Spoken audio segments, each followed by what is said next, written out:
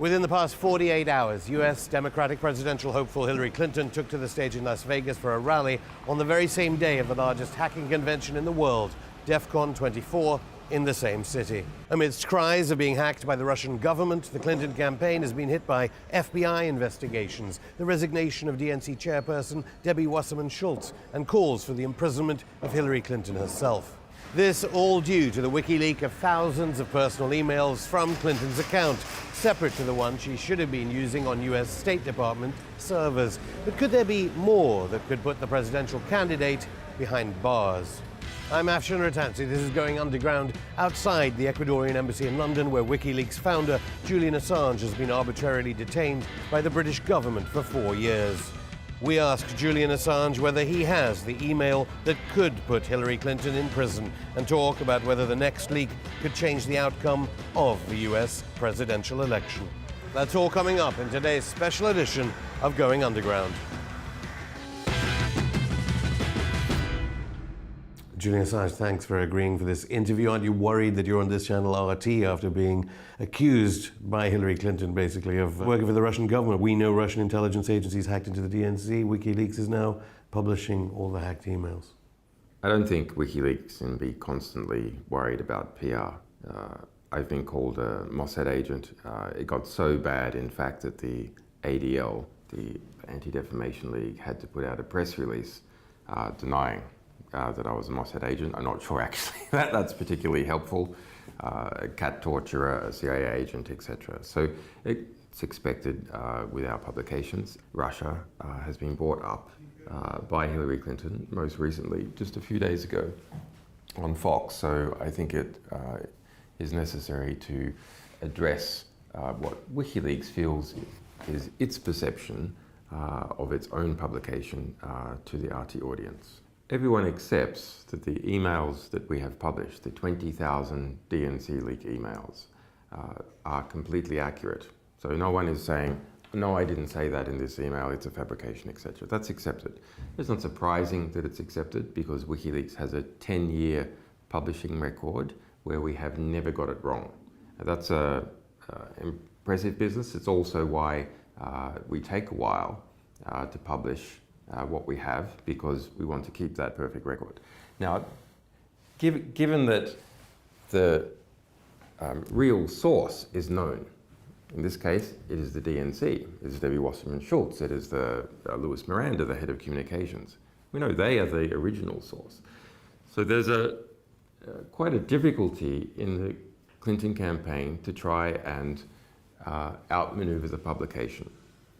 So the content itself is unquestionable, so instead you have to bring in some other actor. So the actor that they've tried to bring in is the Russian intelligence services. Hillary Clinton just said, we know Russian intelligence agencies hacked into the DNC. We know they arranged for emails to be released. Yeah, so actually she has a slight variant on the we know. I don't think she says emails, I think she says some documents. Because the difference here is that do state actors hack the political organizations of different countries? Does the United States government do it? Absolutely. Of course, it hacks the political parties of many different countries. Does French intelligence, Chinese intelligence, Russian intelligence hack political parties in order to collect intelligence? Yes. Did they hack the DNC? Has at least one state actor hacked the DNC? If you read very carefully, they say it's been hacked many times over the last 2 years. And our sources say that the DNC security is like Swiss cheese. The DNI, the Director of National Intelligence of the United States, several months ago said that both the RNC, the Republicans, and the DNC were being attacked by a range of actors, from philosophical opponents to states engaged in espionage. Now, the head of the DNI, James Clapper, who's responsible for all US intelligence agencies, he's the boss of the CIA. If anyone knows what US intelligence agencies knows, he knows. And on Friday, he had to come out and say that there's a lot of media hyperventilation, that they have no idea as to what motivation is, even if they did know who it was.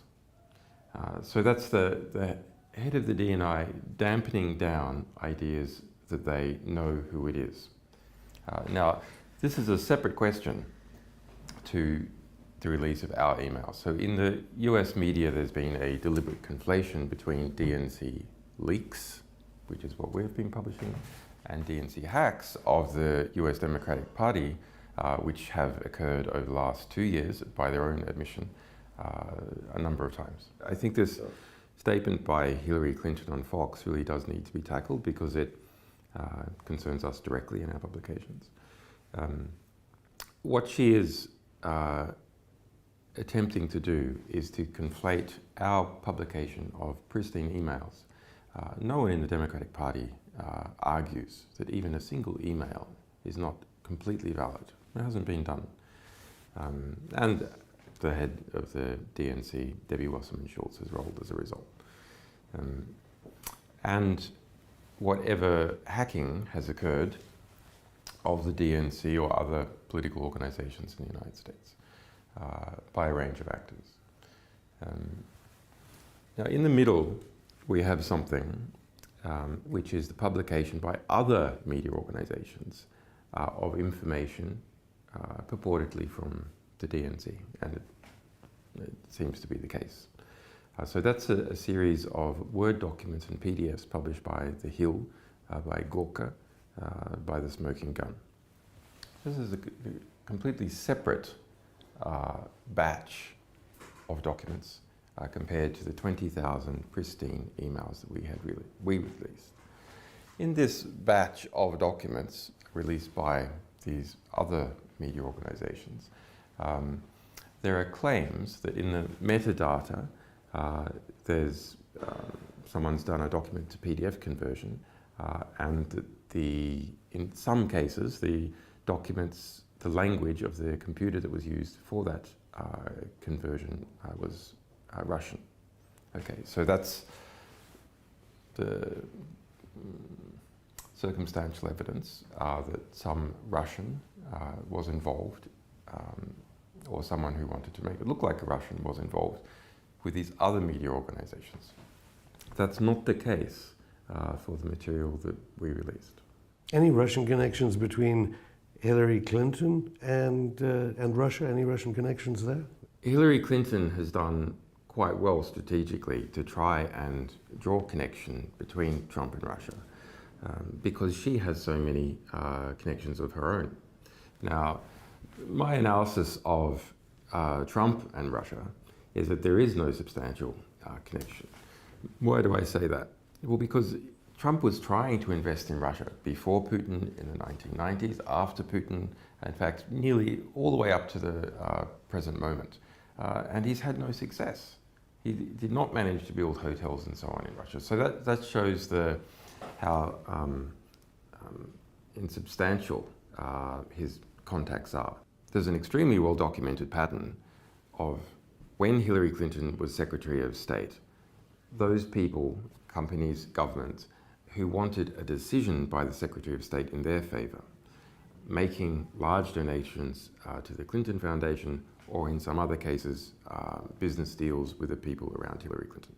Now, one particular instance is the approval by Secretary Clinton of selling 20% of the US uranium reprocessing rights to a Russian company to be exported to Russia. So at that time, a large donation was made by those Russian interests to the Clinton Foundation. In addition, Clinton's campaign manager, Podesta, was on the board of a company called Juul Unlimited.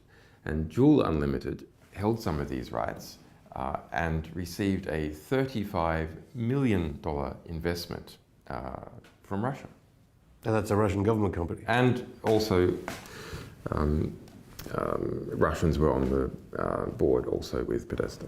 So the kind of email revelations from WikiLeaks reveal that Hillary Clinton is a Kremlin stooge. I wouldn't say Kremlin stooge, but there is a much deeper connection on record with Hillary Clinton and Russia than we are presently aware of with Donald Trump. Well, some journalists would argue that it's actually the subject of the revelations that's more interesting to the American voter about the election, while the media, of course, is fascinated about whether the Kremlin is working with you, whether you work for the Kremlin, basically. No, but it's very. I think it's a genuine question. You should ask the sources of information. The least, however, in the case of WikiLeaks publications. Why do I say that? Well, the principal reason why you want to know the source of some statement is to understand whether it's true or not. It is a big issue in the case of other media organizations who are simply making claims and not publishing original documents. I'll give you an example. A very, very interesting example. I've done some research on the Turkish coup. Okay. Now, it's not spoken about in the West, but within Turkey, the Turkish newspapers are publishing elements of a theory that the United States was directly involved in the coup. The US intelligence backed Fethullah Gulen, who's based in Pennsylvania, as the head of the Gulen cult that has been implicated in the coup. In fact, according to the Turkish government, is the leading actor in the coup. He's wanted by President Erdogan. Yes, and they've put out an extradition request and so on. But one of the key independent points of evidence, not coming from an interrogation in Turkey where people might have been placed under duress, is that in the middle of the coup, NBC published that Erdogan was on his way to Germany to seek asylum. And they say this was told to them by a US military source. So what the hell is going on there? Because that went all the way around the world and was used to further the chance of the success of the coup within Turkey. Because if the president has fled, then he has lost control. NBC, a close supporter, so Trump supporters would say, of Hillary Clinton. So would a Hillary Clinton presidency endanger the NATO alliance and the ability to store American nuclear weapons at Incirlik Air Base and use it as a base to bomb Iraq and Syria under Hillary Clinton? Well, I think either government is potentially a problem because of, that coup was in Turkey a very serious business. Hundreds of people have died. About 100,000 people have been fired or arrested in the post-coup purge, opportunistically in some cases of political enemies of Erdogan, in other cases trying to purge the society of the Gulen movement. Because the Clinton Foundation's major donors include members of the Gulen movement that Erdogan says were responsible for the attempted coup d'etat. Right, so Erdogan's going to look at that and treat Clinton suspiciously. But regardless of who becomes president of the United States, you have an extremely large bureaucracy, intelligence bureaucracy, that has its own mind in things. So he's going to look, unless Trump is elected and engages in a significant purge of the CIA, for example, I think Erdogan will continue to view it very suspiciously, especially as long as we've got Fethullah Gulen being protected in Pennsylvania. Julian Assange, thanks. We'll have more from Julian just after this break.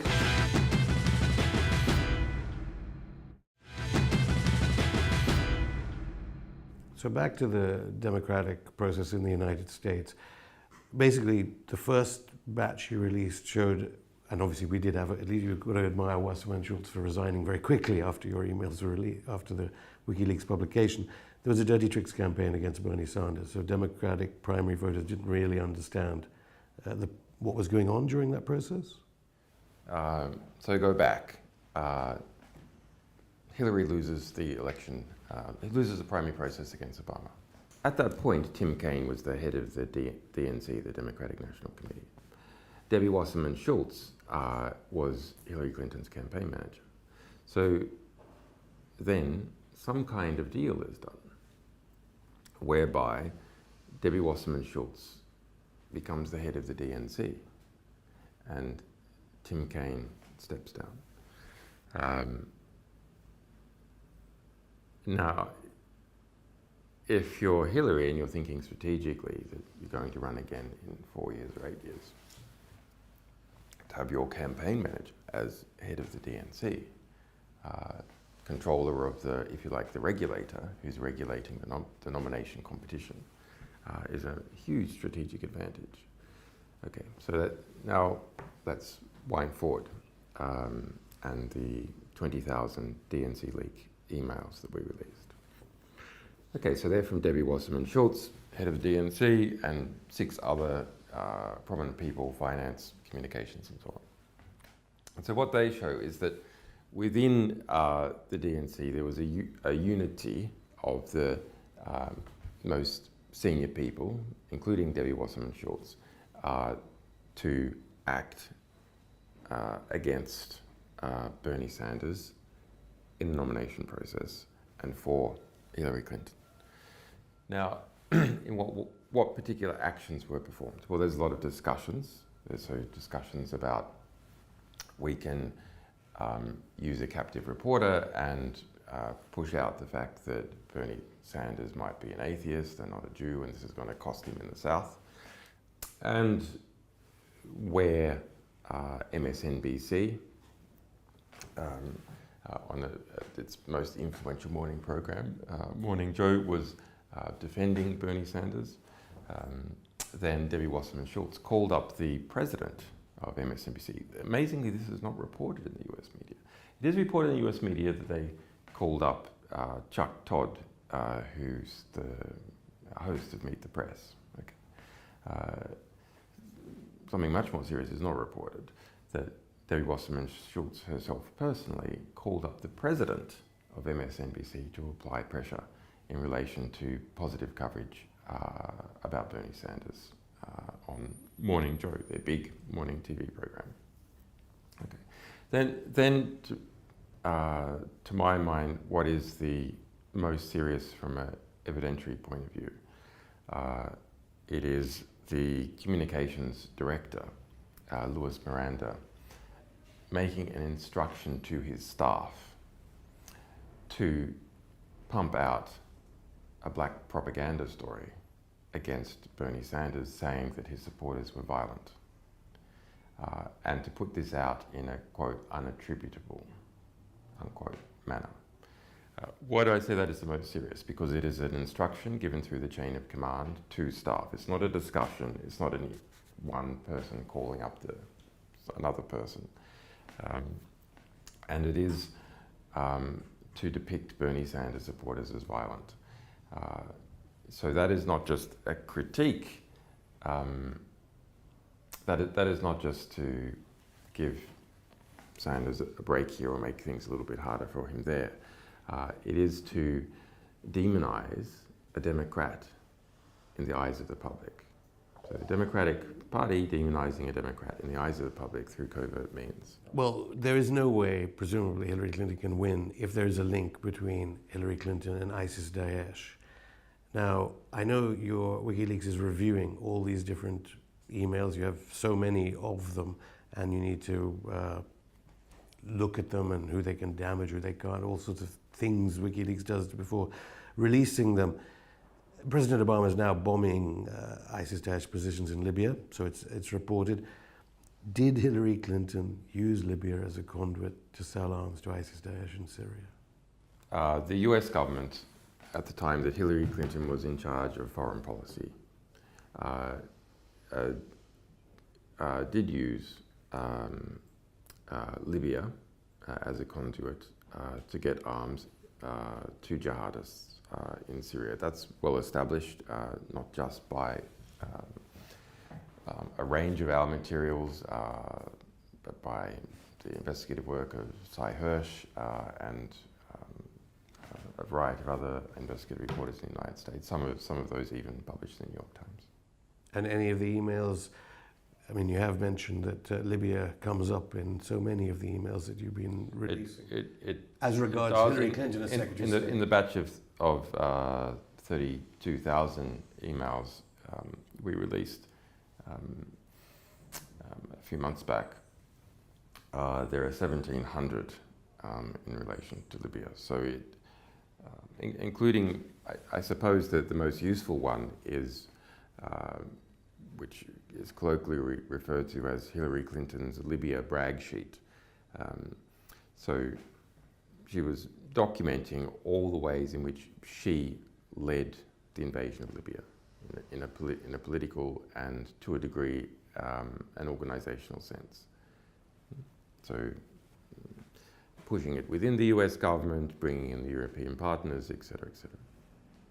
Okay. Even going there herself personally. Anything to add to reports that, according to the French papers, the big French industrial conglomerate Lafarge, which has been donating money to the Clinton Foundation, and has got the reports in the French press were it was it was relating funds with ISIS-Daesh. Any information, any emails that connect up Hillary Clinton to ISIS-Daesh through Lafarge? Well, most of this work was done by Le Monde, so that's the New York Times equivalent of France. And so what they show is that Lafarge, which is a giant, amongst other things, a giant concrete company, transnational concrete company, was involved in Syria. There's, interestingly, more than 350 Lafarge-related emails in our Syria emails release. So that's 2 million emails that we published about Syria, including the personal emails of the President Bashar al-Assad. And so the investigation by Le Monde reveals that they paid ISIS-Daesh money, taxes, if you will, for their operations in certain areas. They engage in a variety of business deals. Donor to Clinton Foundation. We're waiting. And Hillary Clinton's involvement is that money from Lafarge in 2015 and 2016 went to Hillary Clinton Foundation. So that's recent. Now you ask, well, why does it go to Hillary Clinton Foundation? Actually, there's a long-term relationship between Lafarge and Hillary Clinton. She was a member of the board, for example. Do you expect that, I know you can't comment directly about the pending email releases from Wikileaks, but do you expect more about the Clinton Foundation? Yes. I have to also get to Yemen, because Saudi Arabia does crop up in some of the emails you've already released. 20 million people now facing humanitarian disaster. Clinton Foundation mentions there was no mention of the Clinton Foundation at the DNC conference, noticeably, at all, about the good works it does. Do you think part of it is that connection to Saudi Arabia, let alone the 28 pages connection of 9/11 to Saudi Arabia? What is the connection between Hillary Clinton and Saudi Arabia that certainly got Israel angry? Well, it's extensive. I mean, the relationships between Hillary Clinton and Saudi Arabia, between the Clinton Foundation and Saudi Arabia. Saudi Arabia is probably the largest single donor to the Clinton Foundation.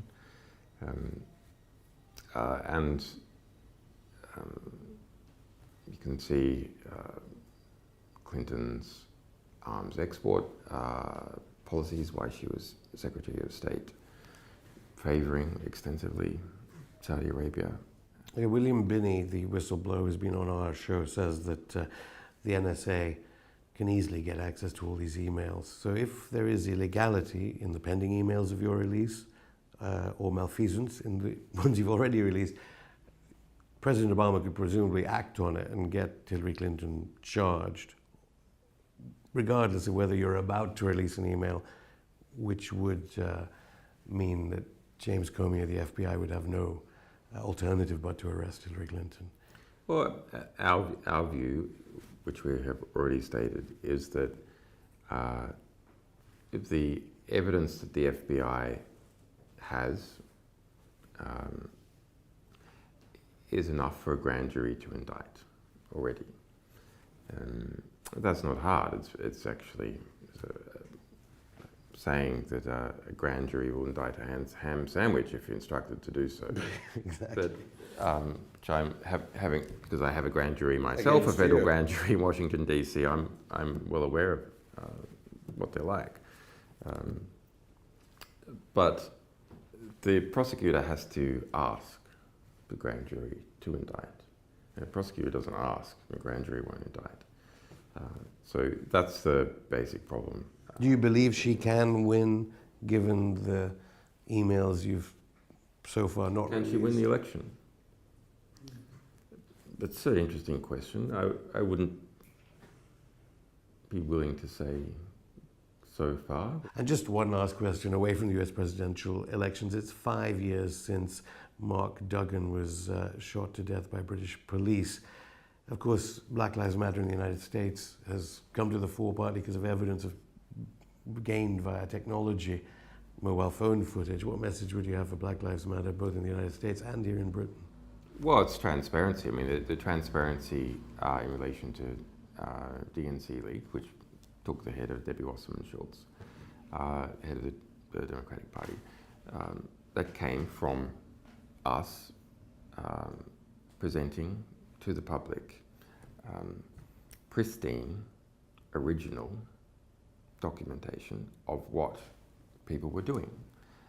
And the Black Lives Matter movement has come up, yes, by hard work for activists, but the core of what is driving it is footage that is undeniable, that everyone, it's not a matter of do you believe the police, do you believe the friends of the person who was shot, the witnesses. No, there's undeniable footage of exactly what has occurred, and that is not only stimulating parts of the black community. I think the black community has understood this for all too long, actually. But it's stimulating enormous acceptance and sympathy outside the black community because their argument is proven. Julian Assange, thank you. You're welcome. We contacted the Pentagon about the allegation made by Julian Assange, but they did not issue a statement. As for Lafarge, they did not get back to us in time for broadcast. Well, that's it for this special edition of Going Underground. We'll bring you the latest emails published by Wikileaks as and when they come. See you on Monday.